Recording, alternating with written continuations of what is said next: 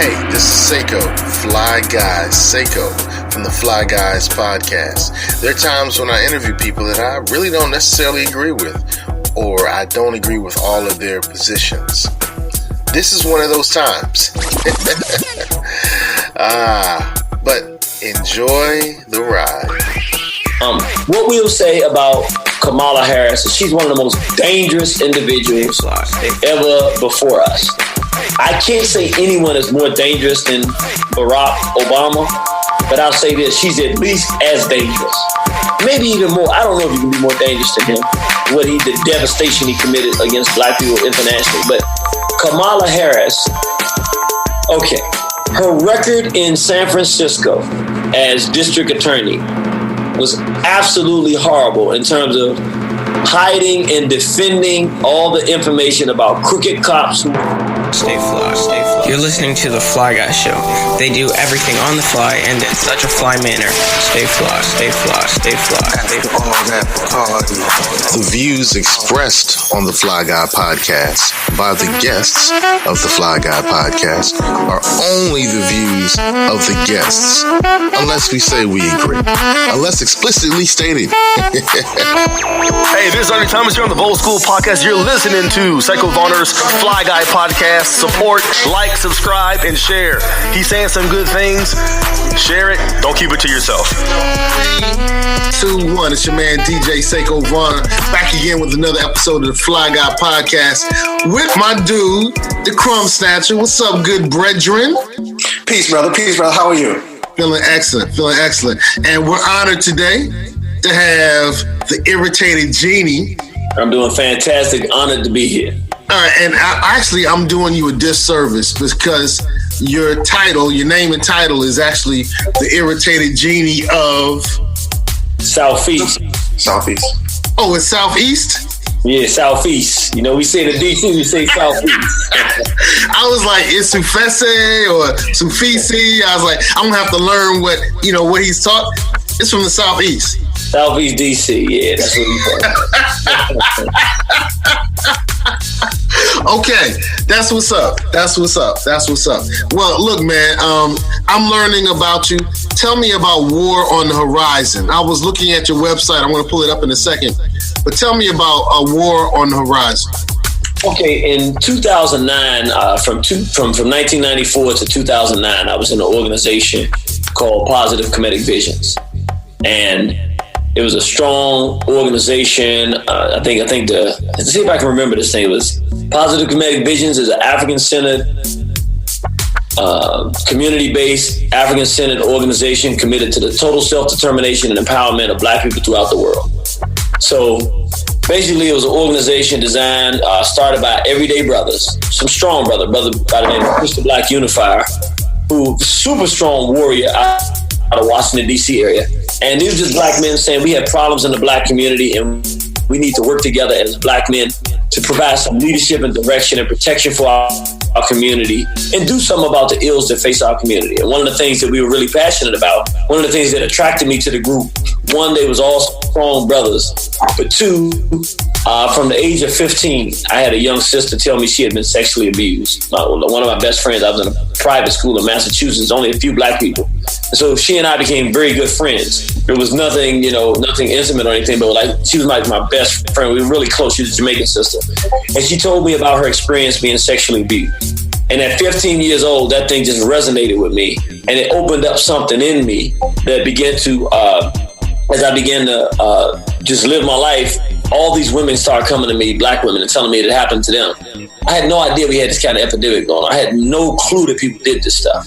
So at any rate, that's why when I met brothers and they were saying they got a problem with these guys putting hands on children and it was a real problem, I was like, none of the other brothers I talked to know about this. So I was attracted to that. And then they were warriors. And I didn't grow up with a father in my home. So, I was attracted to that aspect as well, to learn manhood and to be around some strong brothers and to try to do something about what's happening to our women and just those kind of things and fighting racism. But at any rate, I was there until 2009, ended up deciding to leave and start my own organization. And what I did, I felt like we were in a crisis situation And I said, you know what? I'm going to come out and I'm going to say things. Because I've seen since the death of Dr. Khalid Abdul Muhammad, peace be upon him. Ooh, peace be unto him. Yes. Since his transition, I had noticed that the rhetoric outside of PKB was it was just a weakness in black man. It was, everything was soft and watered down. Everybody was weak and scared and cowardly. Nobody would say what they meant and mean what they said. Nobody would stand on a strong position. Nobody punched somebody in the mouth if they got too far the line. Just no manhood. And so I said, you know what? And this is true when I say this, I said, I'm not going to live through the end of this year. I said, but I'm going to go out here and say what needs to be said so that black people know. Nobody will ever say, hey, we got wiped off this planet. We didn't know what was coming. I said, I'm going to tell people what they're really facing. I'm going to do it unabashedly, unashamedly, unafraid to say it. I'm going to say it exactly like it needs to be said. And I'm going to say it without apology.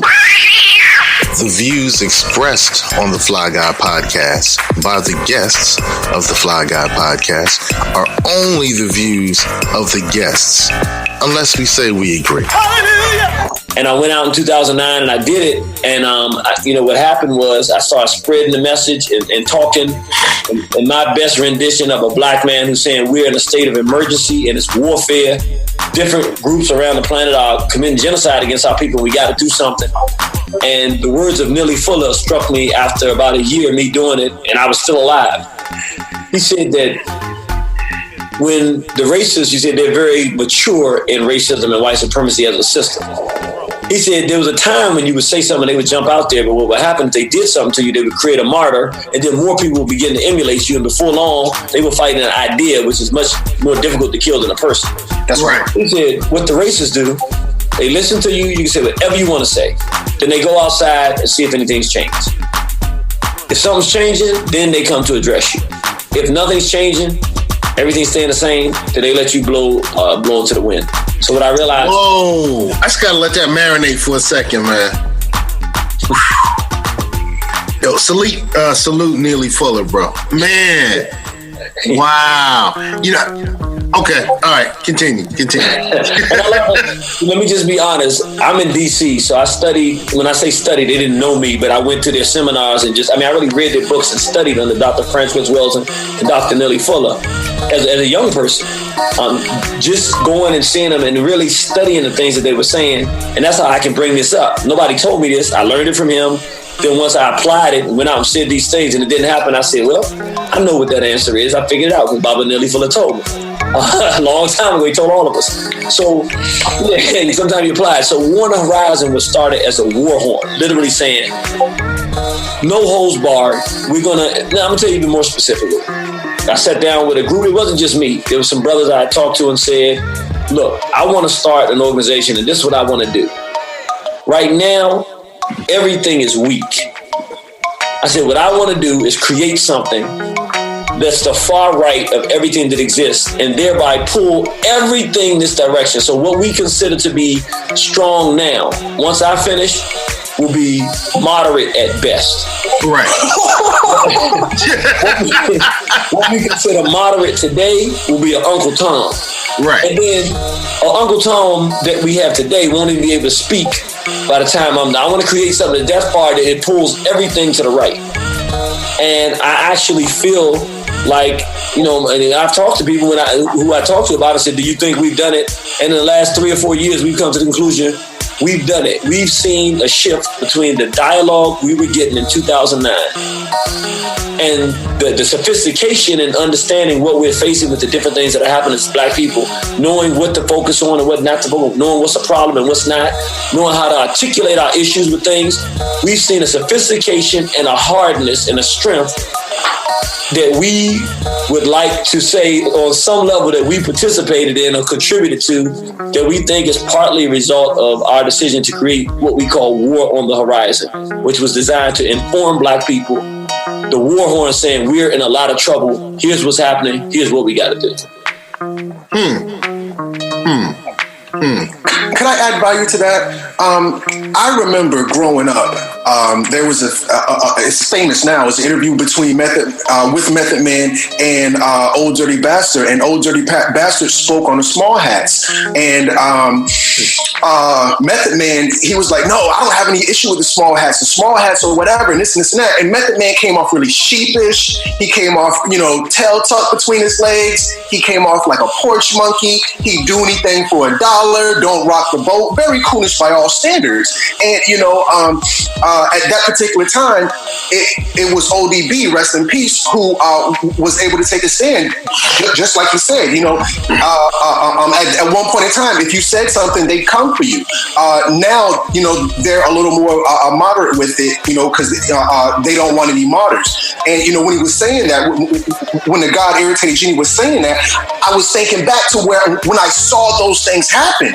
And, Method Man was a popular guy, so we kind of accepted that coolishness as a standard, don't rock the boat, let it be. Versus now, for instance, with the whole Gucci thing, we've had a slew of the so-called leaders. I'm not starstruck by celebrity saviors by any degree, but we're seeing in that form where they're speaking up, and that coolish behavior that we saw in the early to mid '90s that was prevalent is now dying away, and we're seeing the emergence of more strong melanated men who are taking a stand, just as the brother has said. And bear with me, I'd say even till this day, with the tone that we have, Irritated Genie's been a part of that to set that in place.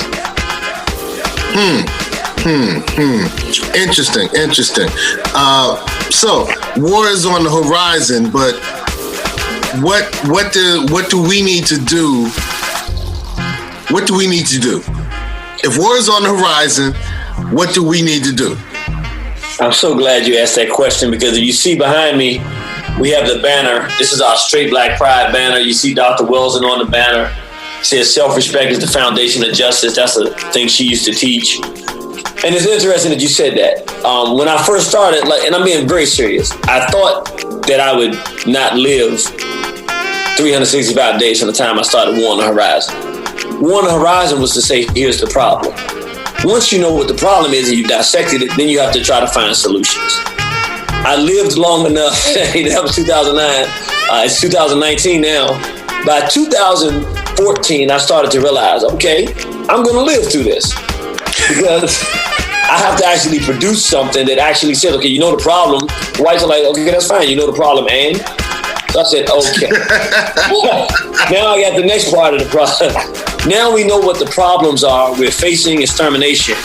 Now I had to really dig in the crates of time and say, okay, we're facing an international problem and a crisis for the extermination of our people, the destruction of black families, and the destruction of a race of people around the world, in the Caribbean, in America, in Asia, in Europe, that little corner of Asia called Europe, in the African continent, even in Australia. And I said, we're facing an international crisis.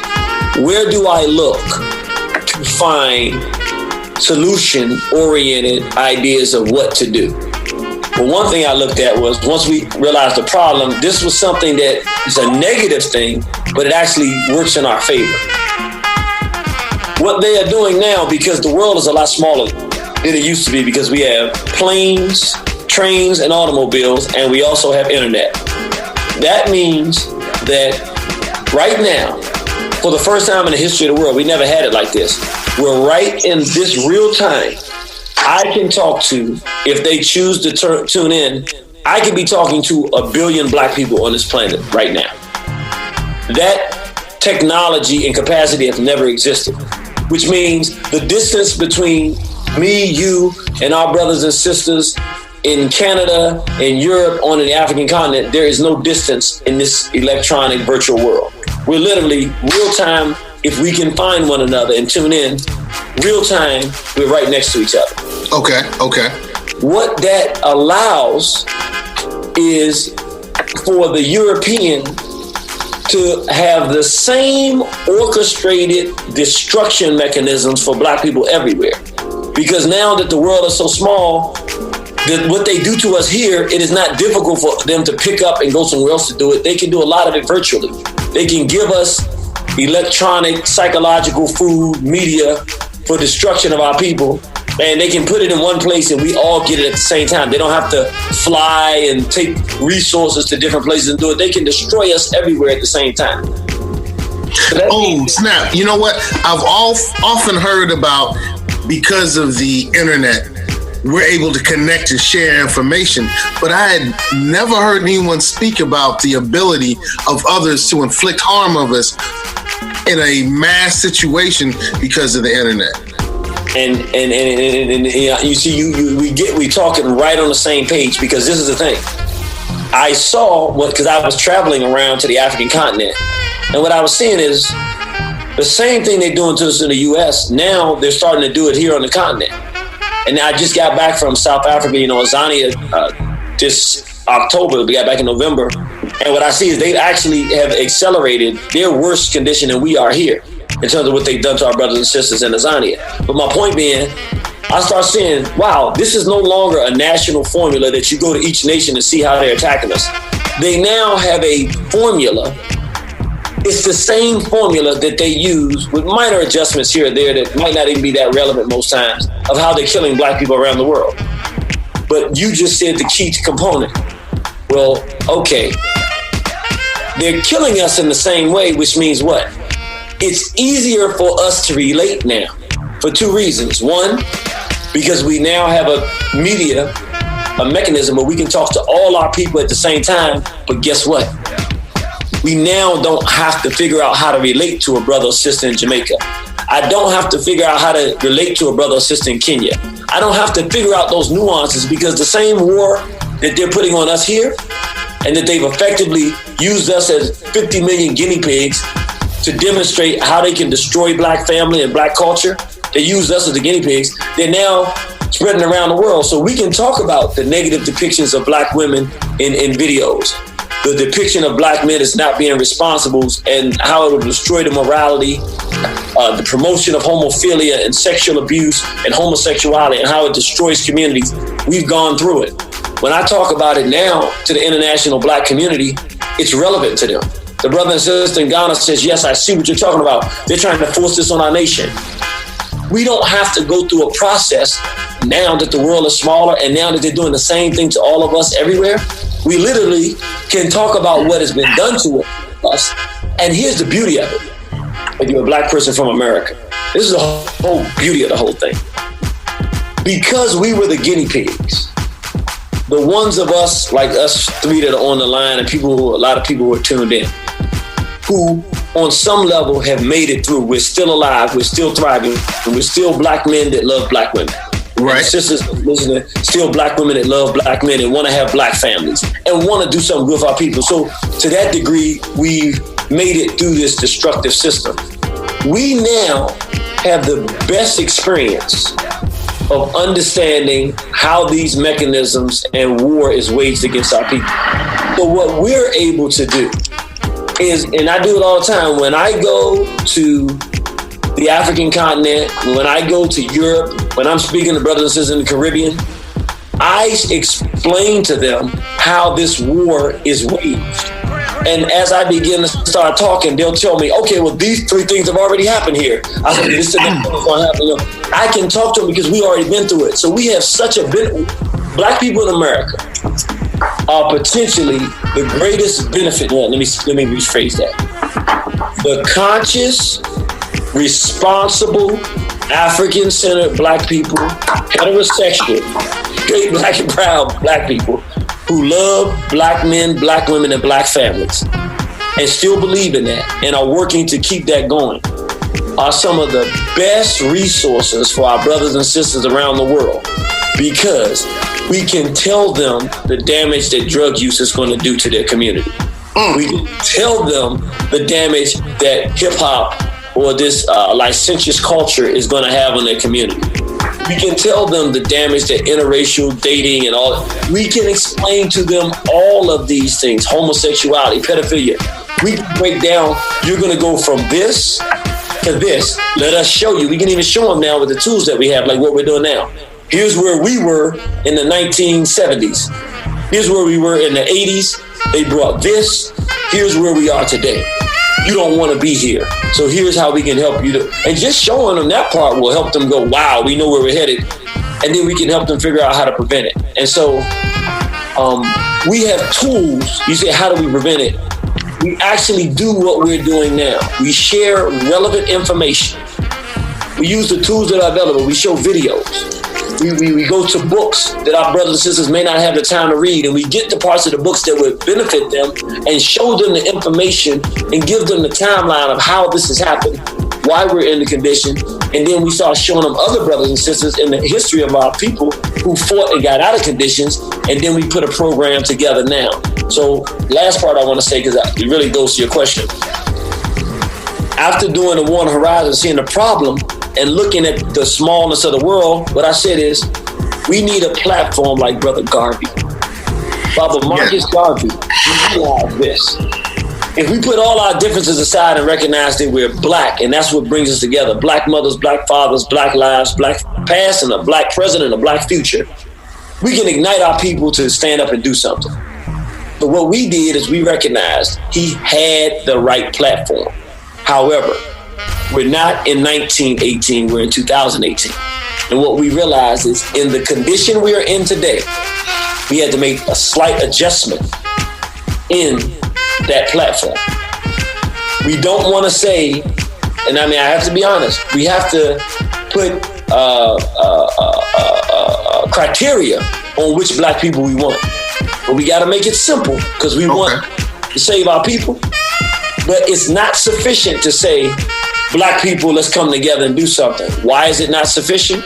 Because if you say that, what you will end up with is pedophiles, lesbians, homosexuals, people that will prey on our children and destroy it, rapists, interracial dating, black men that want to come in and bring white females and various other females that are not black women who do the same thing. We have to say, we understand the war that's been waged against our people. So now, in 2019, we're going to say, up you mighty race, but you got, these are your criteria to be part of this black family. You got to be straight. That means a consenting man with a consenting woman. We don't want rapists. We don't want pedophiles. We don't want homosexuals. We don't want lesbians. You got to make a decision to govern your behavior in a manner that's acceptable to be part of this family. You got to be black mother and a black father.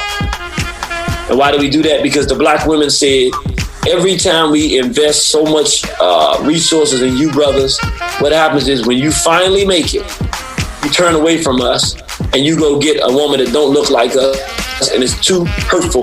Let's incentivize. So my answer to that when we said we would start, let's create a platform that incentivizes black men to be with black women and black women to be with black men. And it's probably the only thing that you get from birth that you get as a benefit for being born black is that you can be part of a movement that no one else can. It's called the Straight Black Pride Movement. And the last thing we said that encompasses our economics, our sense of self-respect, our morality is pride. If we don't have dignity, who cares if we're straight and we're black? We're going to curse each other, walk around with our pants hanging off our behinds, and we're going to be brutalizing and mistreating each other, calling each other out of our names, N-word this, and our women are, the fact, we got to have a sense of pride and dignity. We got to spend our money with each other and help each other grow and develop. We got to properly educate each other and look out for each other. We created a platform that we said will be easy to be attractive to black people. Anywhere in the world. We don't care what your religion is. We don't care what your, as long as you ain't no devil worshiper, none of that satanic stuff.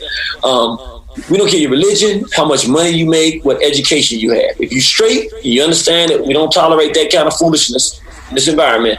If you're black, you got a black mother and a black father, and you got some self-esteem and pride, or even if you don't have it, if you're willing to develop some self-esteem and pride and love for our people, let's work together to better our condition. Man, you took on some very stringent and politically incorrect positions there. Yes, sir. I can't imagine the amount of backlash you might get. Cause if I listen to what you're saying, then I have to throw out some of our greats. I have to throw out Baldwin. I got to throw out Nikki Giovanni. I can come up with a whole list, but I can't think that way. So So when you say that, are you losing some of the people who could be beneficial to our struggle and eventual success? You know, it's so interesting. That's an excellent question, because I know a lot of people out there thinking that. This is a very interesting thing. And I'll be honest with you, this is not something that anyone would just know. I did not know this until I started doing the research. I would have been very much of that mindset in the past until I did research. I did a book. It's called War on the Horizon, Black Resistance to the Homophile Assault. It's on my website. If you go to the store on the website, you go there, you'll see the book in the store under the book section, War on the Horizon, Black Resistance to the Homophile Assault. And I did the research for the book in 2003 and wrote it and then released it by 2005 after it was edited. And this is what I found. I have chapters in it that talks about some of the people that we laud and have great, tremendous respect for historically that were involved in this behavior. This is the interesting thing. And let's just use James Baldwin to represent more than just the one person, but let's use him to represent the homosexuals. This is the interesting thing you find when we start looking at the political homosexuals historically, who are presented to us as great people who helped us. Almost invariably, all the ones I've studied have been strongly engaged in the destruction of our community, even though they're lauded and presented as people who are doing benefit to our community. Let's use James Baldwin for an example. Please. Okay. So James Baldwin's career, how did he even get off the ground? He was seen by Richard Wright, who was in France at the time. Richard Wright invited him out there and said, man, this guy is brilliant. He loved what he was doing. Richard Wright used all of his influence to help James Baldwin get notoriety. And so he was working to help James Baldwin. And what James Baldwin did was he saw an opportunity to try to get favor by the whites by doing something you would never expect someone to do in this situation. So what he did, he wrote a scathing criticism of, I don't know if it was Black Boy or Native Son, one of Richard Wright's books. And in the literary environment in the field, it's like one of the things, I mean, it was horrible for the fact that he had worked with him. But he wrote this scathing criticism of the very person that was trying to help him. And when he did that, of course, the Europeans were like, wow, we like this guy. And he was able to get invited back to the United States of America because he had gained notoriety because he had attacked the great author, Richard Wright. So the very person that put him on, he attacked. That's not all he did. He comes to the U.S., So he comes back to the U.S. and then starts, he writes these black books, supposed to be pro-black and all this stuff. But one thing he did, and you talk to anybody that reads his books, he would always throw these homosexual things in the middle of these great novels. How some guy was attracted to some other guy, and you're like, well, where is this coming from? And of course, for our young people that are reading it, they don't know that he's a homophile. So they just reading it and it just hitting them like, where is this going? So that's one thing he did. But nobody talks about the book he wrote. I believe it's called Little Man.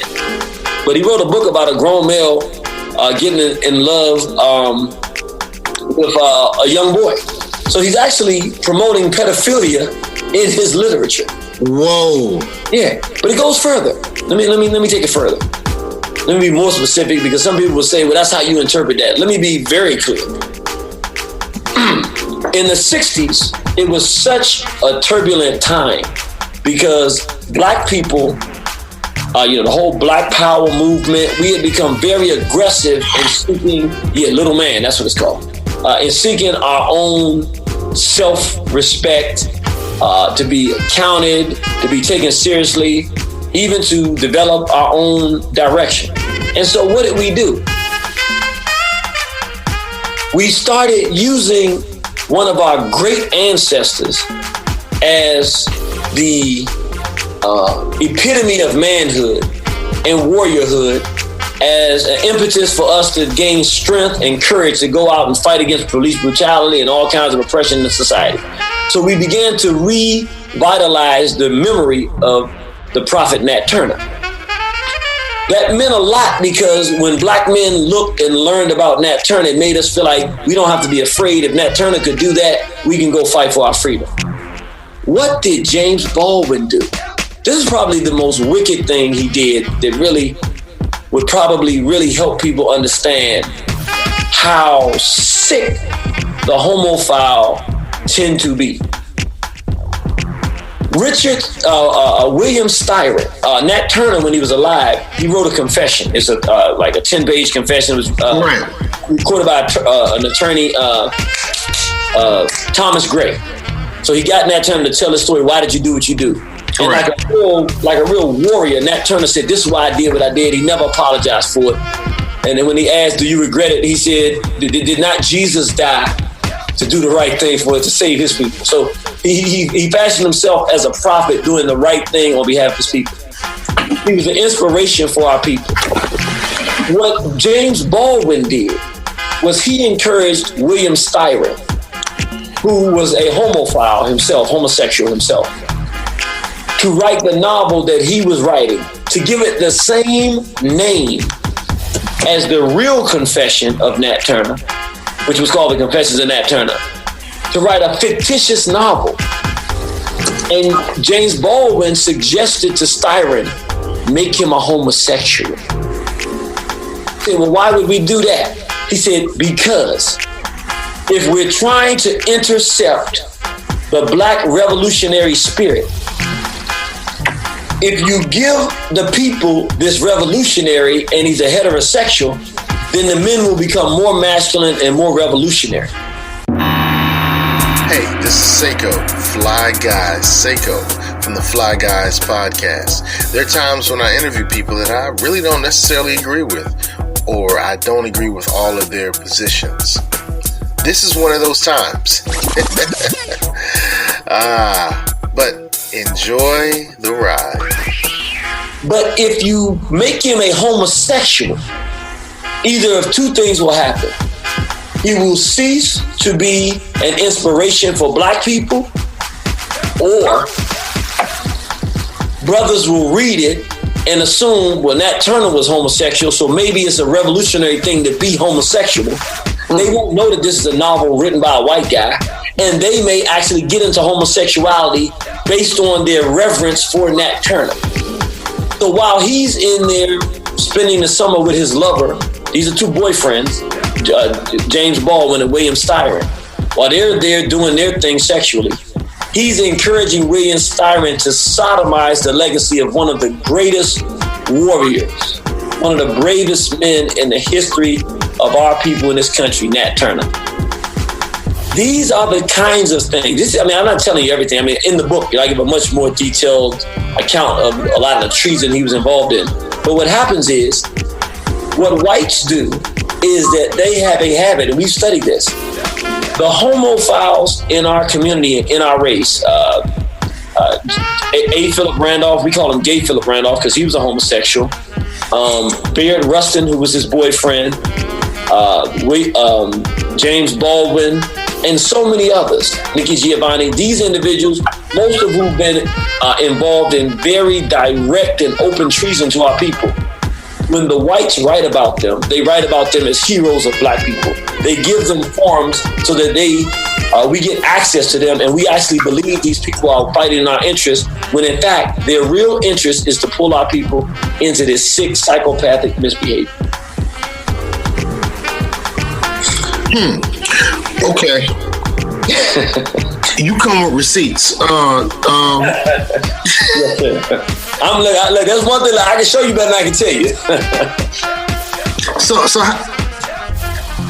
the backlash just had to be some backlash. Just has to sound like hate speech. There have to be people that are saying that you're creating an atmosphere where people are going to get hurt. That's an atmosphere where people are not being valued. If I can add value, we are already in an atmosphere where people are getting hurt. We are already in an atmosphere where people are not valued. We are already in an atmosphere where we are second-class citizens, and these people are marginalizing us as a people. I would even argue that Irritated Genie is doing the exact opposite, where he's putting he's in support of an environment where our people, feel free to stand up for who they are. If I could just back Irritated Genius for just 2 seconds, because people said the same thing about Crumb. They said, Crumb, you know, what you're doing sounds so mean, it sounds so harsh, it sounds so bad, you know, but I have the audacity to be black. And I think that's what the brother was saying at the very beginning of the show, you know, because we got Trump out here. Trump will say anything and get co-signed. I'm talking, I think it was Trump versus our sister, and she said, if you come for me, you better shoot straight. Who was that? That woman who was battling with Trump, and Trump sent those people to kill her. She said, if you come for me, you better shoot straight. We got these people in this country who will say things to get us killed. And we don't got one black man to stand up. Every time one of us stand up, he's scared for his life. Yeah, they will kill us. That's absolutely obvious at this point. But the question is now, in the face of such adversity, who amongst us is still willing to stand, is still willing to speak? And I think I personally have to give kudos to the brother for having the audacity to stand for these people in a time like this, in an environment like this, where they will open. KKK don't even wear hoods no more. Are you following me? The KKK don't even wear hoods no more. Let's talk about that. In an environment where the KKK don't wear hoods, and you got the Irritated Genie, follow me, family. Follow me, family. I'm sorry. Okay. I appreciate that, but I want to really answer your question directly, and thank you, brother, for that endorsement. I appreciate the support. It means a lot. This so people can understand, because I don't want people to think that when you do this, you're not going to face things. So let me just say a few of the things that we face. The day we put the first flyer about Black family and launching the Straight Black Pride movement on Facebook, and I've kept this just to remind myself, because it's so interesting. You know, I've been doing One Horizon for some years, and I told people, hey, we do the Straight Black Pride movement, this is going to be taken easier. And my people told me, Genie, you don't know what you're talking about. I was like, nah, who's going to be afraid or upset with Straight Black Pride movement? My people were right. When we launched the Straight Black Pride movement, we put a flyer on Facebook saying we're having a family event to launch the Straight Black Pride movement. Within an hour, we had Angela Davis saying, what in the world are they talking about? This is crazy. We got to do something about it. We had people saying whoever's doing this should be burned alive. We came under the kind of assault. I had no idea the kind of hatred that would come out when Black men and women come out and say we want to promote straight Black proud families. It was an incredible backlash, but that's just the beginning. Then a month later, I go to Bermuda and do the same lecture I've been doing for God knows how long, since 1997.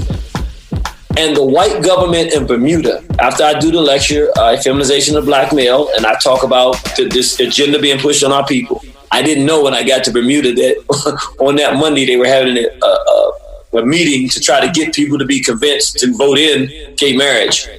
When the people of Bermuda, it was an auditorium full of people, a movie theater.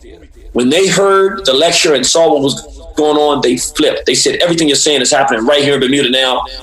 We're not going to let this happen. And the people end up 2 years later voting them out because of it. But what they did, literally, I left there on Monday. On Tuesday, I got notified that I had a 5-year ban, that I was banned from entering Bermuda. So I was banned from entering Bermuda because, and they specifically said it, I was banned because I said that a Black man should only ban a Black woman.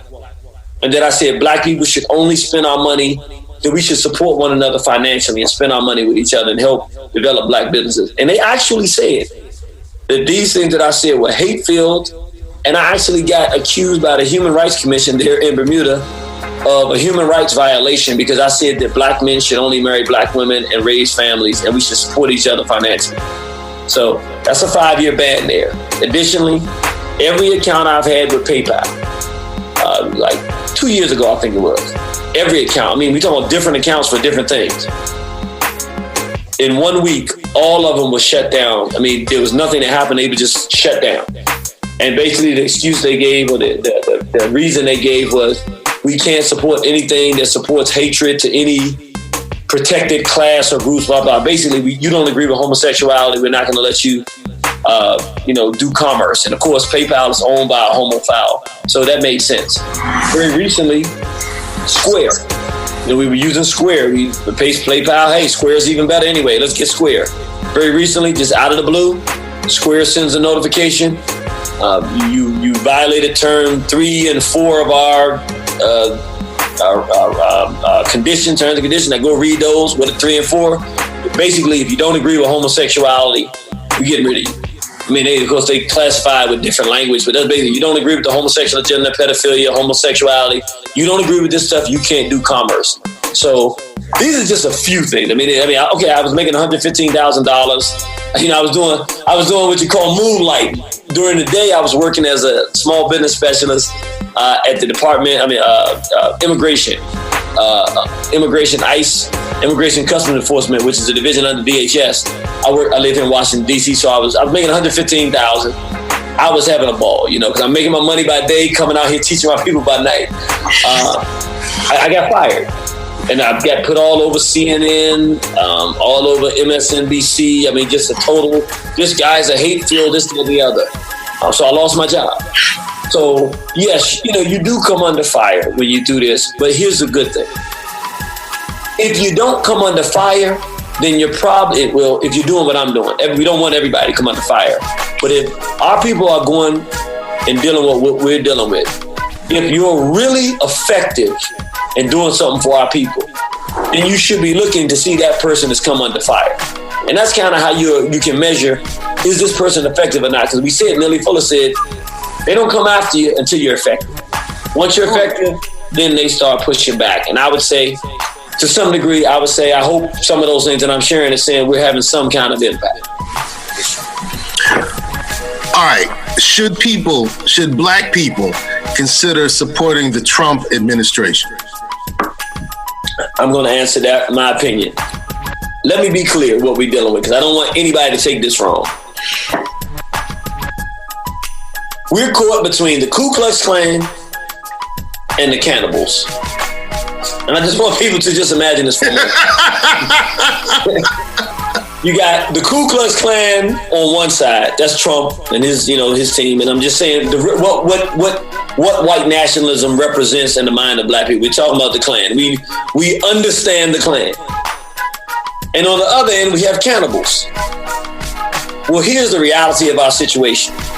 I don't know if we could actually make an intelligent argument which one we'd rather be under the wing of. Do we want to be under the wing of the Klan, who's going to hang us and kill us?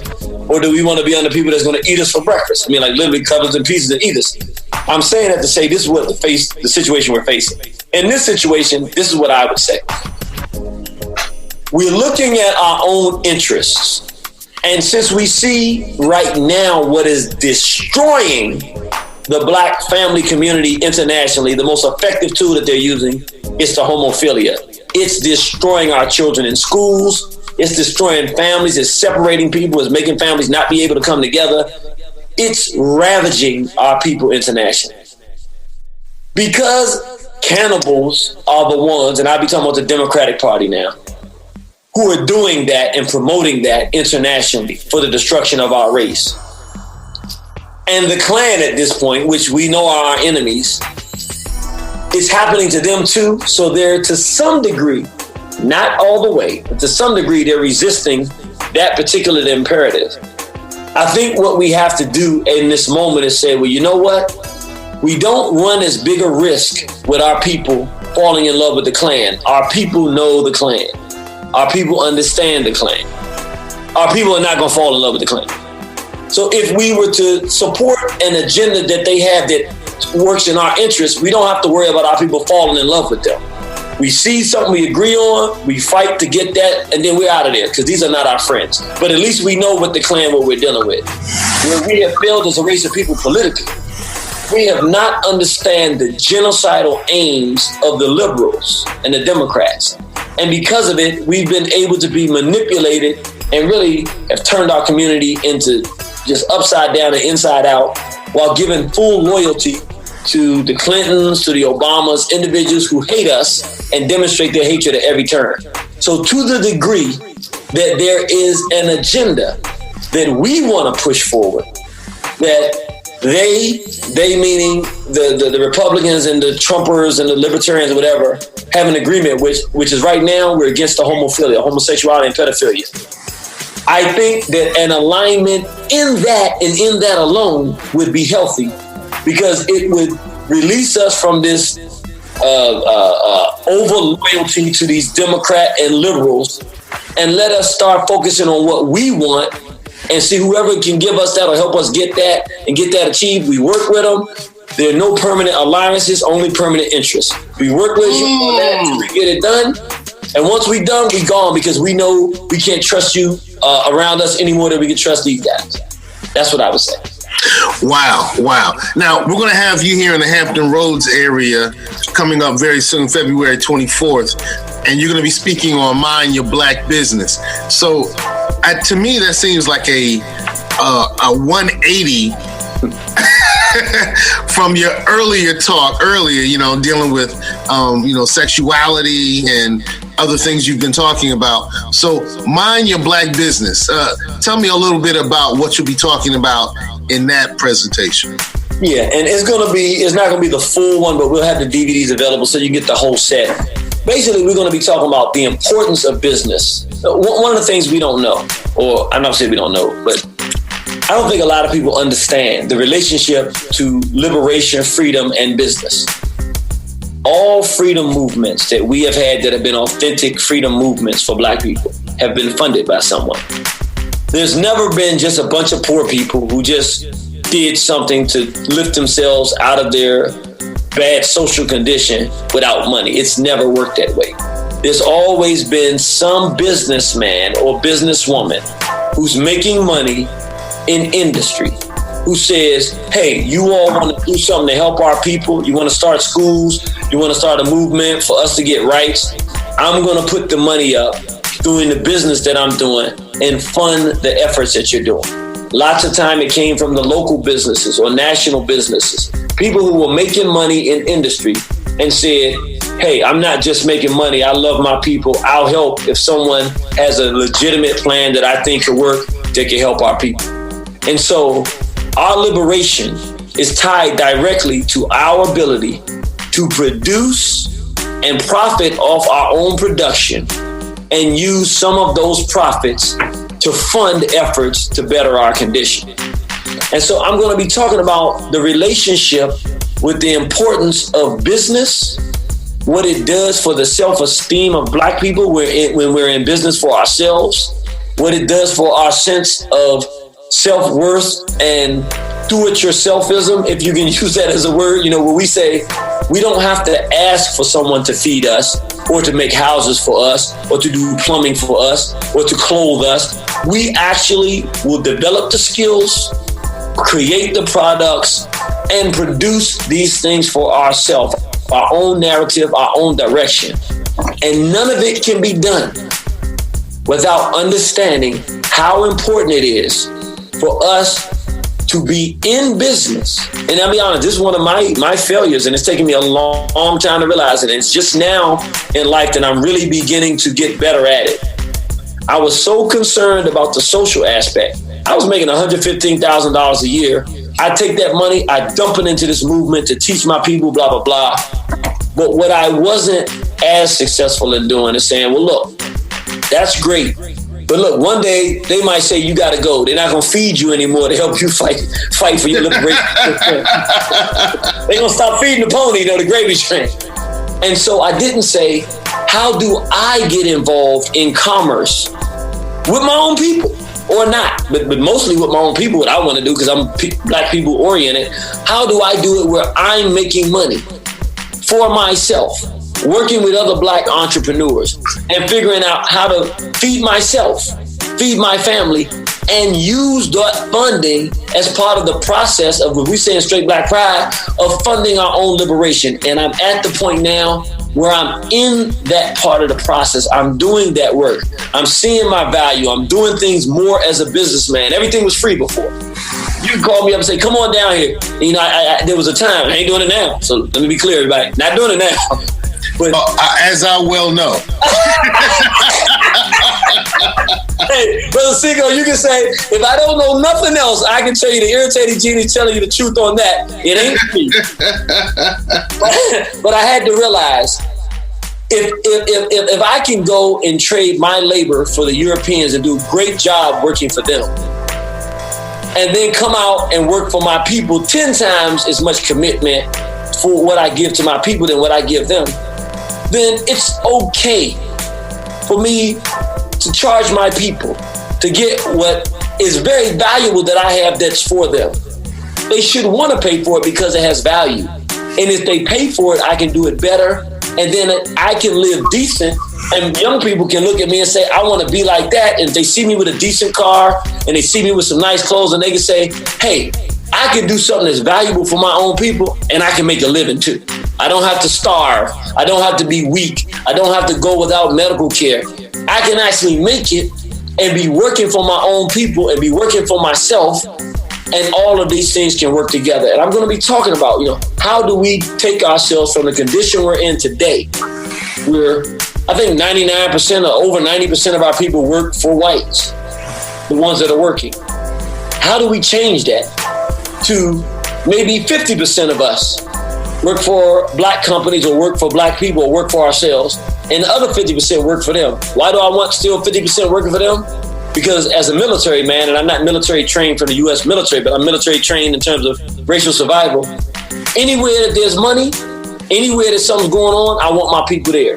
Anywhere that things are happening and decisions are made, I want my people there because I want to know what's going on. I want somebody with any skill that exists out here, because if I need those skills, I want to come and be able to get them for my people. So I not only want to see black people working together and doing our own thing in infrastructure with business, but I want us in their businesses, in their infrastructure, in their military, and their everything else as well, so that they can't surprise us with nothing because we know what's going on because we're in there. Is everything the war that you discuss it as if it is? Say it again? Is everything, in terms of economics and with sexuality, is it truly the war that you describe it to be? It absolutely is. And Mac, I'm going to say this, and a lot of people don't realize this, but if you talk to any black people that start to go from being rich to wealthy in business, they will universally agree with this when I say it. If business ain't nothing else, it's warfare. Like, even more than the sexuality, which is definitely warfare. It is what I'm saying that it is. But if you really want to talk about warfare, you're talking about business. And I'm going to tell you why. If you don't get nothing else from this discussion, take this with you, brothers and sisters. You cannot permanently oppress any group that can finance its liberation. I'm going to say it again. Woo! You can oppress anyone if you're stronger than them militarily. You can do that. But you cannot permanently oppress any group that doesn't want to be oppressed if it can finance its revolution. Why? They'll simply pay people to fight. It ain't nothing complex to it. And fighting isn't just taking a gun. Fighting is thinking, fighting is money, fighting is infrastructure, fighting is politics, fighting is speaking. There are lots of different ways to fight, but the bottom line is this. If you got money, you can pay somebody to fight. It's just that simple. You can convince them that they need to fight, and you can say, here, take that with you before you leave, and they'll be smiling all the way to the bank. If you can prevent a people from having the economic means to finance themselves, you don't have to worry about what they can do. The only thing they can do is talk. So if nothing else is warfare, I'm not talking about the mom and pop shop, but once you get past the mom and pop shop to really start developing and tapping into wealth, they are coming. And if you black, you better know it, and you better have a plan in place. No group, the Asians, the Europeans, the Arabs, no group on this planet sits idly by watching black people develop wealth and use it to control our resources and our future and doesn't intercede and try to prevent it. Because none of them benefit. No race on this planet benefits when black people are economically self-sufficient. Okay, Kamala Harris. And I'm just kind of going through some of the videos I see on your YouTube channel, and I'm just kind of get some bits and pieces of thoughts on these topics. Kamala Harris. All right. And some of us call her Kamala Harris because, she's married to the small hat. So, Kamala is a reason. Okay. For those of us who were neophytes in that thought, what's the small hat, big hat? What are you referring to? The small hat, we call the white so-called Jews, the Zionists, we call them small hats. So we talk about Zionism, so-called Jews, Ashkenazis. People use many different terms to describe them. We talk about really the folks that really run the world, the puppeteers of the world. What we'll say about Kamala Harris is she's one of the most dangerous individuals ever before us. I can't say anyone is more dangerous than Barack Obama, but I'll say this, she's at least as dangerous. Maybe even more. I don't know if you can be more dangerous than him. The devastation he committed against black people internationally. But Kamala Harris, okay, her record in San Francisco as district attorney was absolutely horrible in terms of hiding and defending all the information about crooked cops who were destroying the black community, unfairly and unjustly arresting and terrorizing the black community. She defended them and protected her even when authorized and instructed by judges. Literally white judges, I think. I think the judges were white. You have to investigate these killings of black men and these people. You have to do this. She refused to do it and ducked the responsibility and defended crooked officers that she knew was crooked. You go past that and beyond that, the people were saying, for nonviolent offenses, this whole 3 strikes you're out that the Clintons did has destroyed the black family. Right. 30 black men in prison.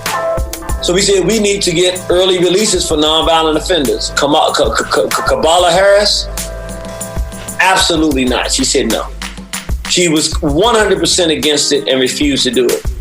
And here's where we see her being perfectly targeted against the interests of black people politically, where it's just to the point where it's it's no way we can defend. All of these things are indefensible. But this was horrible. When they were trying to determine whether or not they would have gay marriage, a lot of people in California said, we don't want this gay marriage stuff coming here to California. And they proposed something called Proposition 8 and said, let the people of California democratically vote to determine whether or not we want marriage to be between just a man and a woman, or if we want anybody to be able to get married. And Proposition 8 said, hey, we only want a man and a woman. It's an incredible thing. Whites, pretty much 50-50. Hispanics, 50-50. Asians, 50-50. Nobody knew that a man was supposed to be with a woman. I was so proud of our people in California. 70% of the black people voted and said, marriage is between a man and a woman. We saved Proposition 8. California had voted in, essentially, homosexual marriage was illegal. Marriage is defined by God and by the state as man and woman. But what happened is the California Supreme Court said, we don't care what you voted democratically. We're going to overturn it. She had become at this time the Attorney General for the state of California. So now she has an even more prominent position. So what she was supposed to do, since the Supreme Court of California overruled the people's democratic vote, and it was really the black people's democratic vote because all the other groups were 50-50. We were literally the only group that made a definitive decision to say Proposition 8 should be it. So she really was not going against the people of California. She was going against the black people's vote of California. Her job was to now take the case from the California Supreme Court to the federal Supreme Court on behalf of black people who say marriage is a godly institution between a man and a woman. She said, I'm not taking it, and would not take it, and told the people to go get married, men and women and women. She's not going to represent the interests of black people in that state or black people, period. So she fought against black men with the mass incarceration. She fought against in protection of police brutality. She fought against black women who votes more, black men or women? We know more of our sisters were voting than the men. Her sister said marriage is between a man and a woman. She said, I don't care nothing about none of you black folks, and she went in there. So what we have to understand, She is a serious proponent of homophilia. She's married to a small hat, a white so-called Jew, so she hates black men. She's not married to a black man, doesn't care about the black community, doesn't care about black women, doesn't care about black children, doesn't care about a black future. She has no respect for us as a people. And it would be insane for us to fall for the same trick we fell for under Obama in supporting this insane female who hates us. Rise of the mulattoes. Before we get into that really quickly, I just want to put out there for the record, I am not mulatto. My mother and my father. He said, let me put a note out here, buddy. Go ahead and get your DJ Envy on, bro. I say, look, I'm a light-skinned brother. I am a brother. I'm a brother. Yes, sir. Yes, the rise of the mulattoes. Hey, this is Seiko, Fly Guys, Seiko from the Fly Guys podcast. There are times when I interview people that I really don't necessarily agree with, or I don't agree with all of their positions. This is one of those times. But enjoy the ride.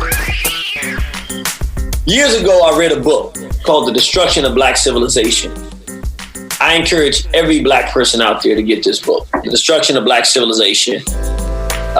In my opinion, it's the foundational book for any black person that wants to work on behalf of black people. There's no more important a book. And one of the things that he points out, this is not a matter of opinion. He studied 6,500 years of history of our people. Okay. It is not my opinion. This is what I learned from Dr. Chancellor Williams. Peace be upon him. Peace be upon him. I think he's my favorite historian, actually. My favorite historian. I love him.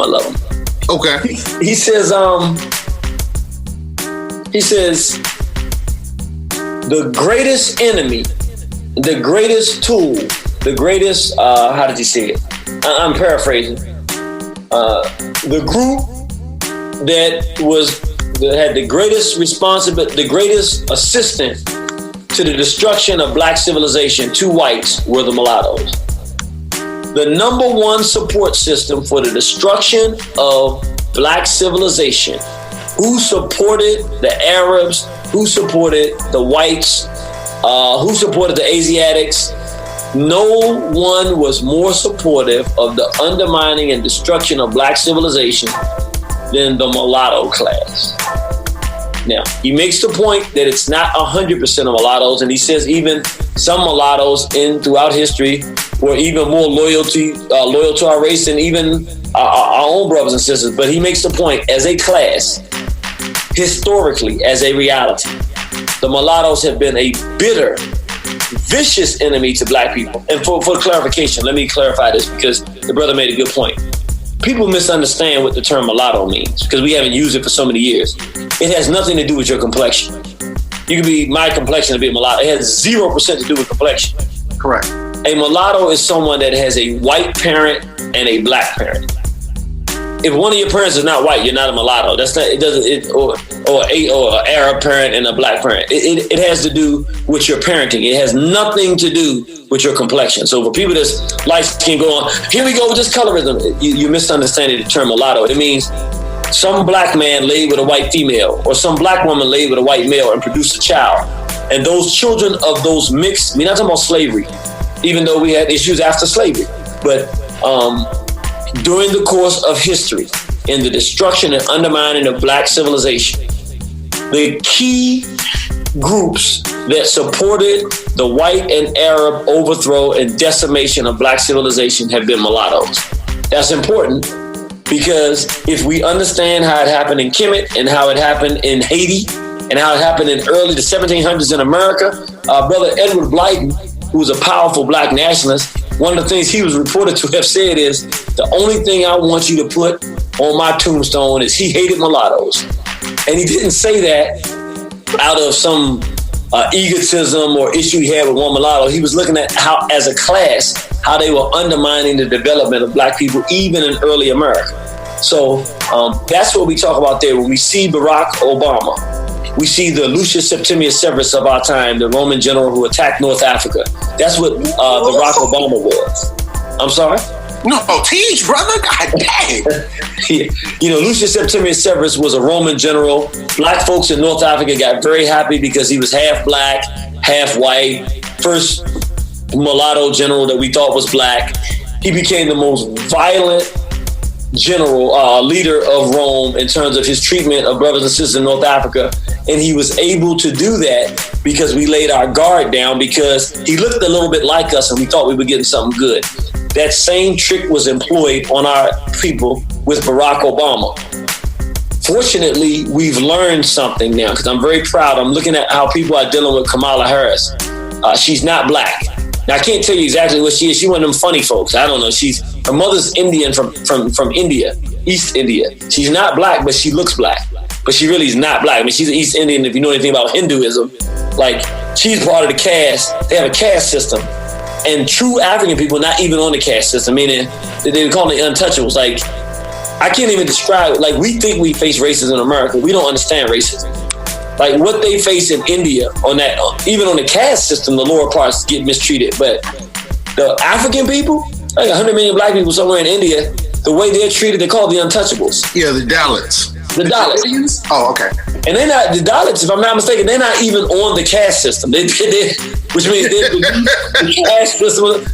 And in the religion of Hindu, religiously, black people are devils and underclass race. So I'm saying that to say her mother is of that stock and her father is from Jamaica, but I don't know exactly what his racial characterization is. I'm not certain. But I'm saying that she's not black. That's what I can tell you. She doesn't have a black mother and a black father. All right. Black identity extremists. All right, and let me do, because I know I'm taking some long answers. Let me try to get a little more pointed. Yeah, we'll do two more. We'll do two more, bro.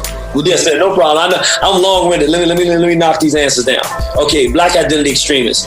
What I would say is, I think that every black person should be a black identity extremist. I think we should love our identity as Africans. We should know our identity, and we should be extremely in love with it and be proud to wear it. You see me, I'm wearing an African shirt right here, right out of Ghana, with African embroidery. We should be very proud of our identity. The fact that this term was created by the federal government to criminalize us, the black men and women who see our racial identity as being a key component in our survival, is very telling, because what it means is they have identified that in order to keep us enslaved, they must make us forget and lose our love for ourselves and our identity. Once they've done that, then they can deconstruct us. And the people that are preventing us from totally cracking and falling apart in the black community are the ones who are teaching people our proper African identity. Okay. Kaepernick. Okay. Kaepernick is simply an extension of the Barack Obama, Lucius Septimius Severus situation. Let me put it, he's another magic mulatto who pops out of nowhere. But let me tell you the real backdrop of it. Let's see if we can remember. We're going to take a little trip down memory lane. Let's go back to 2016. Do we remember, as a matter of fact, was it 2014 or my time is going up, 2014. In 2014, do we remember, was it 2004? What year did Seattle go to the Super Bowl and lose to the Patriots? What year was that? Hey, I'm not a football follower, bro. Okay. I don't do sports. Help me. Well, let me just say the time frame. You remember? Okay, there was a brother in the NFL. They called him Beast Mode. Yeah. Okay, you remember? Okay, and this is what happened. We were having police shooting after police shooting after police shooting that was happening. We had Trayvon Martin in 2014, I think it was. We were having all of these murders. We had the sisters getting murdered. Our sister Rakia Boyd up in Chicago. We were just having all of these murders. And it was getting to the point where it was getting out of hand.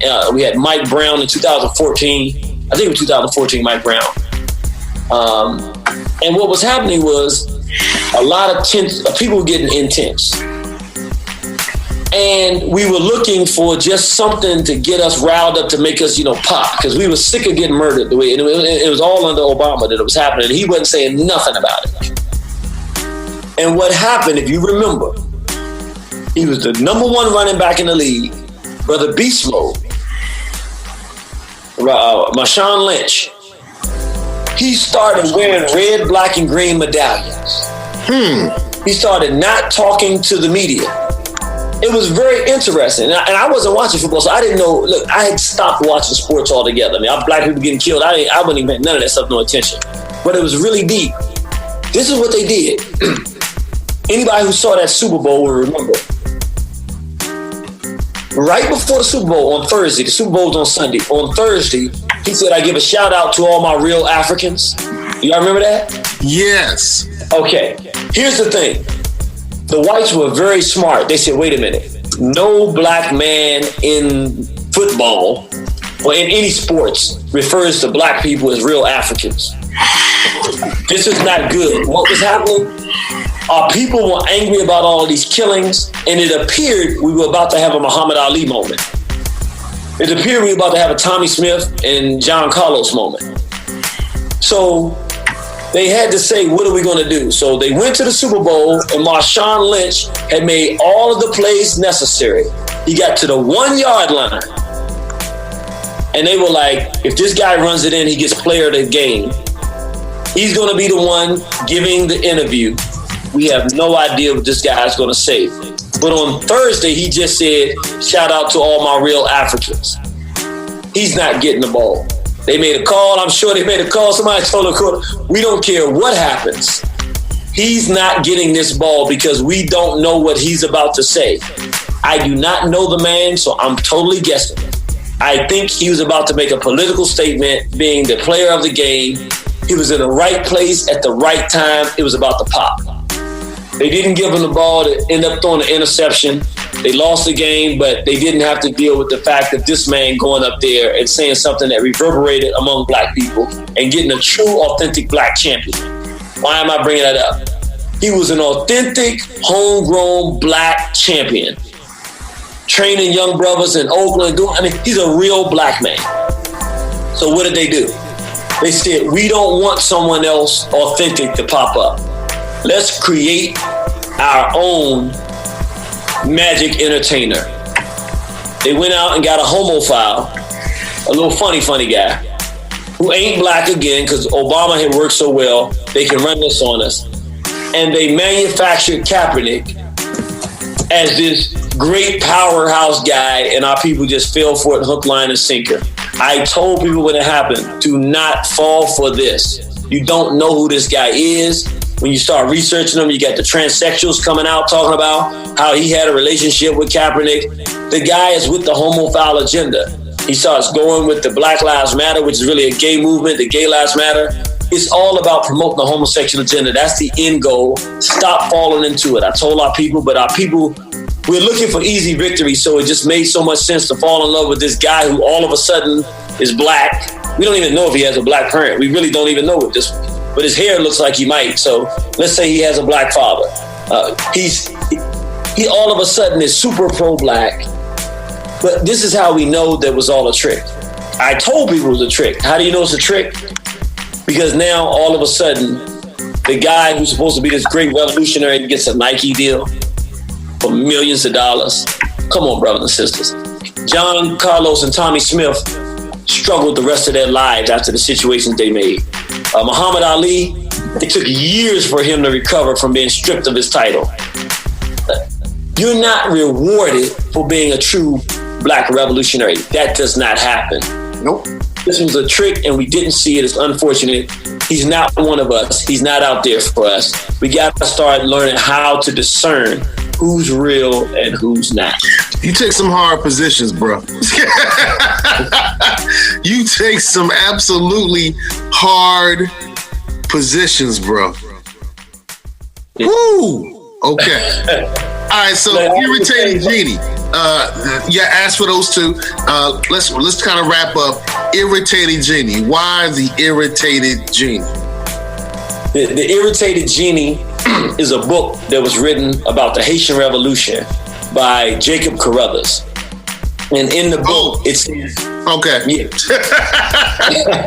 And what it means, the Haitian people said, how were they able to defeat the Spanish, the English, and the French, and the greatest armies of the world with very limited resources? And they said it was the angry spirit of the African people, the irritated genie, that means angry spirit, to resist tyranny and oppression, that was able to embody them so that they could take these hard positions and say, we will not be enslaved and we will run you out of this country. And once I read that book, I shared it with a lot of brothers I was with in PKB, and they said, bruh, that spirit they talking about, that's you, bruh. So you gave me that name, the irritated genie. Of course, because I'm Southeast DC, I added Southeast on it. Wow, brother, we're looking forward to having you, and you're bringing Baba Afro-Latino back to Hampton Roads. The master teacher himself gonna be live and direct. He's on first too, so don't be there late, brothers and sisters. 2:00. Get there on time, because the master teacher is gonna drop it, and that's my Baba. That's the Baba, and I'm the student just trying to live in his shadow if I can. But he's gonna bring the noise, and I'm gonna drop a few jewels myself if I can. How did you hook up with Afro-Latino, bro? Because his message is a little different than yours. I do discuss spirituality because I have some lectures on that. But let me just be clear: if you can hear me or Baba Kwesi as it relates to spirituality, you better go with the master. That's the master right there, But it's a funny story. You remember when the first cell first came out, and they were these big clunky things? I mean, they were yes. Okay. Have a big clunky cell phone, and there was a sister out in Manassas, which is about an hour away from DC. Right. And I talked to my mom. We used to hang out all the time. I said, Mom, the sister told me about this lecture, the African origins of Christianity or whatever. I'm gonna go see it, because I used to like this sister. She's the elder sister, and I like going to her events. So my mama said, yeah, I want to come. And I never forget, it was that Saturday, and you're a young brother. I was in my 20s. You said you want to go out with Mom that day, but I was going around maybe trying to holler at, some sisters or whatever the case may be. So I was trying to duck Mom, but I had my big clunky cell phone, so Mom called, you got to pick up, right? Right. So Mom called and said, baby, you said we was going to this thing, come on over. And I was like, well, you sure you want to go? Come get me. All right, Mom. So we get there, and because I was so late, we missed the first half. Okay. And we came in the room, and my mother's sitting on the left. I still remember, it was in the auditorium, like a school auditorium. My mom's sitting on the left, and I'm sitting on the right. We had never heard of the brother before. And I'm looking at this brother's talk. And we were both looking at, and we probably did this 30 times. We would look at each other and go, and then look back, and we would look at each other like we would, because we had seen Dr. Ben, we had seen Dr. Welson, Dr. Nellie Fuller, we had seen Dr. Amos Wilson, but we never seen anything like this with the documentation and the visuals that Baba Kwesi gave, and our minds were blown. And I then told the brothers in PKB, let's go check them out. They came out, checked them out. Brother Chris said, I like this brother, he's a soldier. And we invited them to speak for our people. And from that time, we developed a relationship. I've been to Kemet with them 7 times. Been to Ethiopia with Baba Kwesi once, and Uganda once. So we've been around the world together to some degree. And it's been my Baba, and he's taught me, and I've tried to learn as much as I can from his incredible wisdom. And the wisdom of his wife, who taught me a lot about the liberation efforts by Black women to make me really appreciate Black women even more than I did before I met her. Wow. Crumb Snatcher, I'm going to give you the last crumb.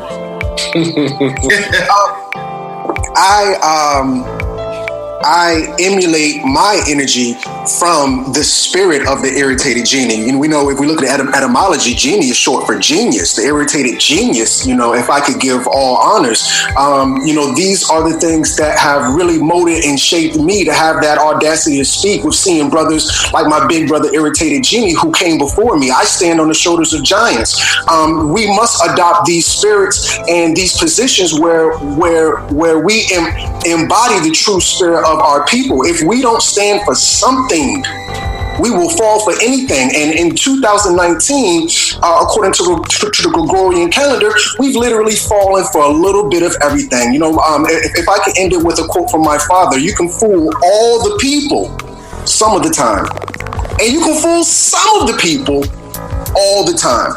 but you can't fool all the people all the time. We are in the age of Aquarius, and for brothers like the irritated genius, who has really motivated Crumb, this is the time of our great awakening, and I'm so proud, honored, and humbled to be a part of it. Stay fly, stay fly, stay fly, stay fly. So the last thing I want to say is stay fly. Stay fly. Stay fly. Stay fly. The views expressed on the Fly Guy podcast by the guests of the Fly Guy podcast are only the views of the guests, unless we say we agree, unless explicitly stated.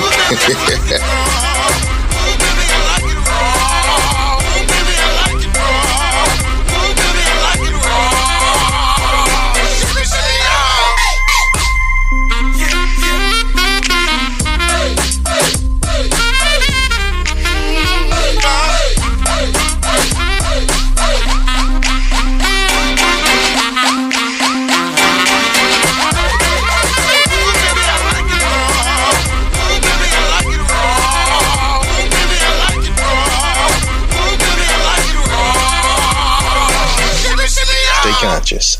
Stay fly. Stay fly. Stay fly. Stay fly. Stay fly. Stay fly. Stay fly. Stay fly. Stay fly. Stay fly.